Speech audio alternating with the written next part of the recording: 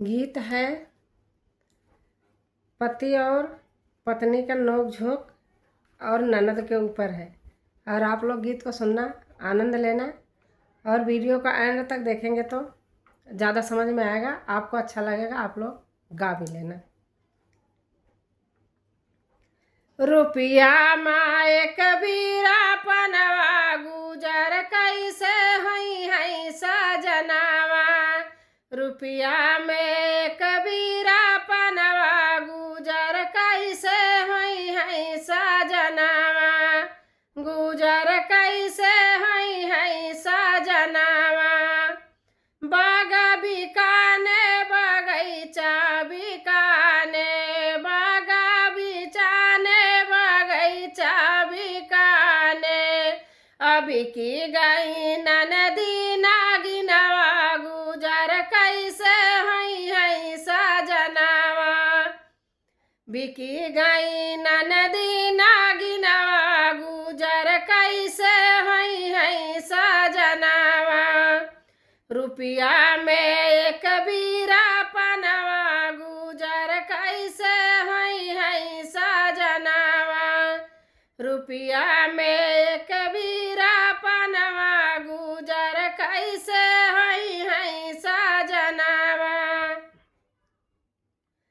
महला बिकाने दू महला बिकाने, महला बिकाने दू महला बिकाने। अभी की गई ननदी नागिनवा गुजर कैसे हई सजनावा। बिकी गई ननदी नागिनवा गुजर कैसे हई सजनावा। रुपिया में कबीरा पनवा गुजर कैसे हई सजनावा। रुपिया में कबीरा पनवा गुजर कैसे हई सजनावा। कुआना भी बिकी गए जगतिया भी बिकी गए, कुआना भी बिकी गए जगतिया भी बिकी गए। अभी की गई ननदी नागिनवा गुजर कैसे हई सजनावा। बिकी गई ननदी नागिनवा गुजर कैसे हई सजनावा। रुपिया में कबीरा पनवा गुजर कैसे हई सजनावा।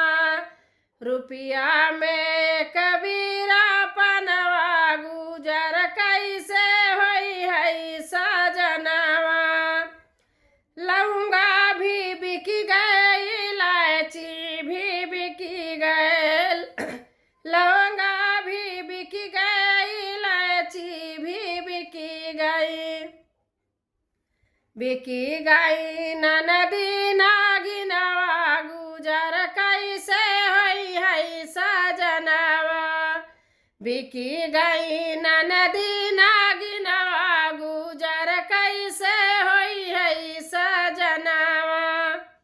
रुपिया में कबीरा पनवा गुजर कैसे हई सजनावा। घर बिकी गईले खरियान बिकी गईले, घर बिकी गईले, घर बिकी गईलन खरियान बिकी गईले, घर बिकी गईले खरियान बिकी गईले। बिकी गई ननदी नागिनवा गुजर कैसे हई सजनावा। बिकी गई ननदी नागिनवा गुजर कैसे हई सजनावा। रुपिया में कबीरा